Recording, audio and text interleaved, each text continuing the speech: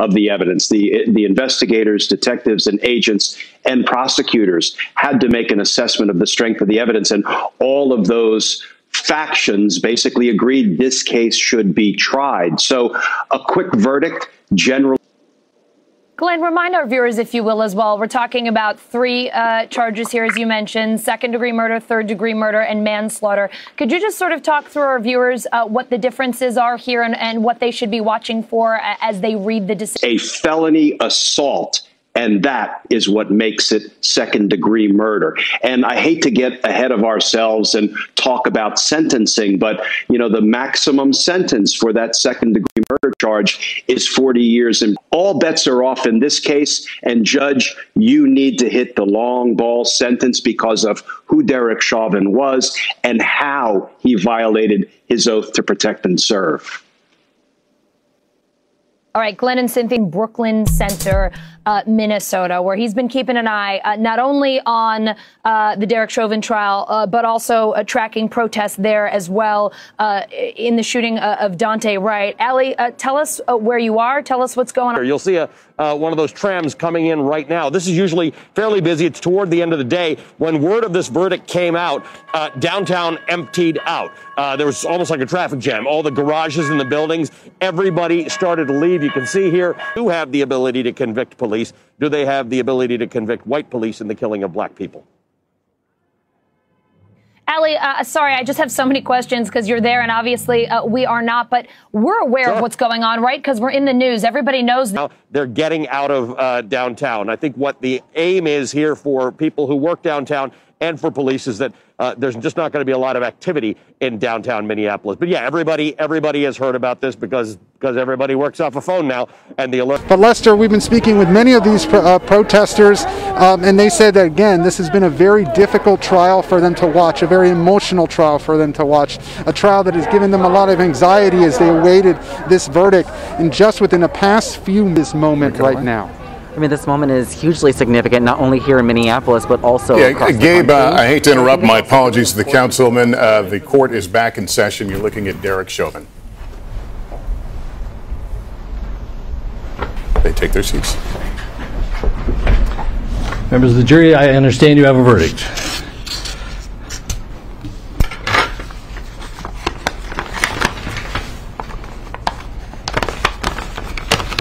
Court file number 27, CR 20-12646. We, the jury, in the above entitled matter as to count 1, unintentional second-degree murder while committing a felony, find the defendant guilty.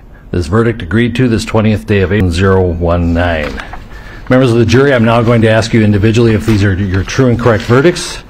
Please respond yes or no. Juror number 2, are these your true and correct verdicts? Yes. Juror number 9, are these your true and correct verdicts? Yes. Are these your true and correct verdicts? Yes. Are these your verdicts, so say you one, so say you all? Yes. Yes. Members of the jury, I find that the verdicts as read reflect the will of the jury and will be filed accordingly. I have to thank you on behalf of the room, and I will join you in a few minutes to answer questions and to advise you further. So, all rise for the jury.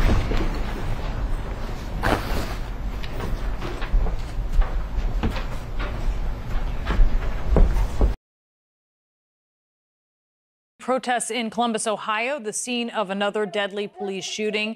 The verdict was handed down in the Derek Chauvin trial, and the victim here is a 16-year-old girl. According to police, fired after the teen tried to cut 2 other girls with a knife. But in the graphic body camera video of the incident, it shows a very chaotic force in Columbus with the latest. Ryan, what are you learning about this? It is very difficult to understand what's happening. The community don't think that's the right one. We're going to warn you, though, the video is difficult to watch. It's disturbing. We're going to show the first time through. Take a watch.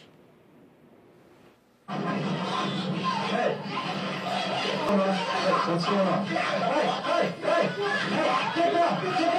get down. So the officer arrived and said he saw a knife and then opened fire, unfortunately, shooting that young lady. Slowing down. Now, the police department actually slowed this video down as they released this video. Take a watch of this version of it as police. So I'm not sure you still see this video, but right now the officer approaches. There's some movement there, and then he opens fire. Now, of course, there's a lot of people who are upset with this decision. So a lot of them put on paid administrative leave. That normally happens after a shooting like this. On top of that, of course, there's calls in the community investigation. But listen to what the mayor had to say during this difficult situation. Not just the city of Columbus lost a 15-year-old girl.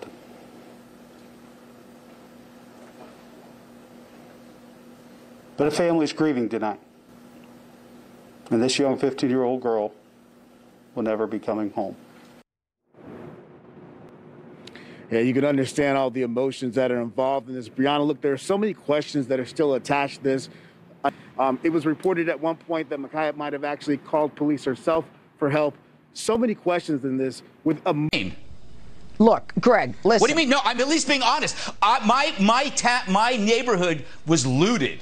Greg, I don't ever want to go through that again. We do not sacrifice individuals for the sake I'm saying he's guilty. It's just really tough to think about these situations, and it's just tough when people see everything through the lens of politics on those bigger points. Max, it's really something when Judge Janine is the adult in the room. Well, like Marshall to say, you know, he was saying that he personally was happy that this verdict happened so that, you know, he wouldn't see the social unrest that makes him uncomfortable. What I think a lot of people, you know, especially on the Fox News side are mad at is that he said there, right? We over-police and criminalize poor and working-class communities so that people in the suburbs, people in their McMansions, people in their penthouses can feel more comfortable. That is how the system works, right? I mean, but you're not... That is why this resonated so much for people. And this is the part which I think people on the right need to get better at least understanding, because I think the thing that Max is saying that's very powerful is at a certain point, like, who cares about whether or not Greg Gutfeld feels comfortable? What really matters here is that I'm good to go, like he's the victim in the story. But also, he never wants to go through that again, Crystal. Right, that was terrible for Greg when George Floyd was murdered, and it affected his neighborhood in a way that he didn't like. As much as they decried the riots last summer, they loved the riots last summer because it was great for their ratings. I mean, they replayed even long after any violence had stopped. They would use video from a month ago and continue to recycle it month after. Villains, but in a different setting.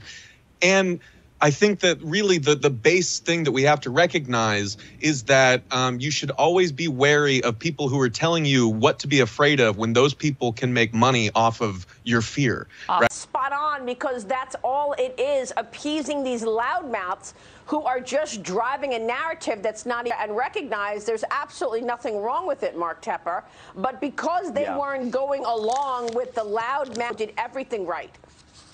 They did, yeah. So, look, we own Home Depot. I love the company. Great management. Of Atlanta and Georgia in general by taking that All-Star game out.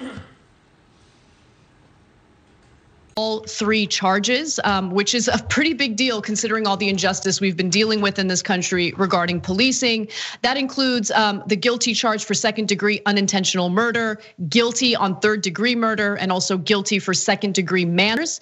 And Greg Gutfeld, Fox News host, couldn't help himself. He jumped in right away with this statement. Take a look. And now I'm going to just get really selfish. I'm glad that he was found guilty on all charges. Yeah. Even he is guilty of all charges, because I want a verdict that keeps this country from going up in flames. Oh my goodness. No. What do you mean? Look, Greg, listen. What do you mean? No, I'm at least being honest. My neighborhood, I don't ever want to go through that again. We do not sacrifice individuals for the sake I'm saying he's guilty. I'm saying I'm glad about the verdict. I'm glad about the verdict. Even if like that's terrible. And I'm like, is that Juan Williams? Like who's saying that? Is it like one of the less crazy Fox correspondents? And it's Jeanine Pirro, who's basically like, no, we shouldn't sacrifice. And I think she means Derek Chauvin. Like if you kill Black Lives Matter protesters or you kill a Black person, you will immediately become a martyr. Doesn't matter if you're a murderer by law, you're gonna be a martyr. Well, rather than spending all of that manpower with the cops, essentially brutalizing protesters who have a legitimate reason to protest, they could have protected those businesses. They could have focused on that, but they didn't. Is this something that Black Lives Matter is encouraging people to do, to engage in violence and looting? Of course not, of course not. But it's the narrative that the right wing likes to run away with because they want to distract and deflect from the very real problem that we're seeing in this country. No matter if you're an elderly man protesting in Buffalo, New York, they will brutalize you if you dare to challenge their authority. And that is a problem. It should certainly be a problem for right wingers who claim that they have a problem with big government. Right?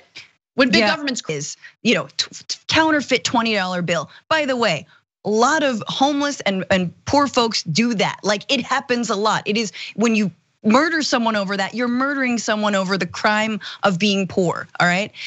But the BLM movement for Black Lives and other folks have really sort of set this bar as like, how can we reimagine safety?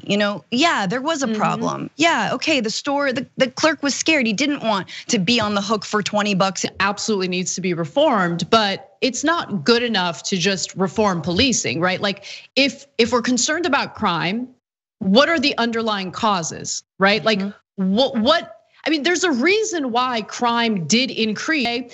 Understand that your perspective and your firsthand experience with policing might be very different from what other communities and other people, other demographics are experiencing. So that's the other part of this, right? Of the Capitol Hill rioters, they pretend like it was no big deal. And then at the same time, when it comes to demonstrations about something very legitimate, they'll go ahead and demonize them and defame them as nothing more than looters and rioters. Which, by the way, in Florida right now, thanks to- You got emojis of me, Anna, John, JR. So those are super fun. But you also get playback of our exclusive member-only shows and specials right after they air. So all of that, all you gotta do is click that join button right underneath the video.